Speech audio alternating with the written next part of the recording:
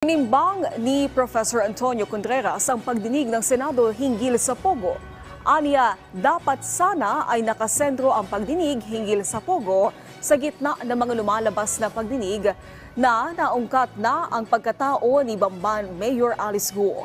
Bagamat napaka-interesante ng pagkatao ni Guo, dapat daw ipaalala sa Senado ang mga isinasagawang pagdinig ay in aid of legislation.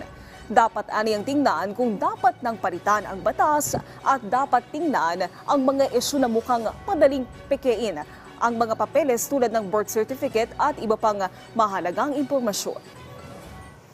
Huwag naman sanang tingnan na natin itong issue na ito na parang telenovela, na parang tayo ay parang naninira na rin ang pagkatao. Kasi bagamat si Mayor Alice Guo, medyo suspitsoso yung kanyang pagkatao, there is always a presumption of innocence and regularity here.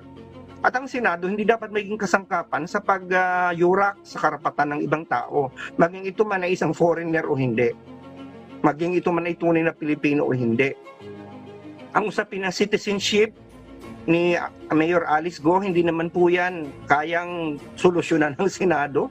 Yan po ay dapat ang korte ang nagsasabing yan. Kung may mga ebidensya tayo na nag-uugnay sa kanya sa Pogo operation, so sa mga illegal na nangyayari sa loob, sampahan ng kaso.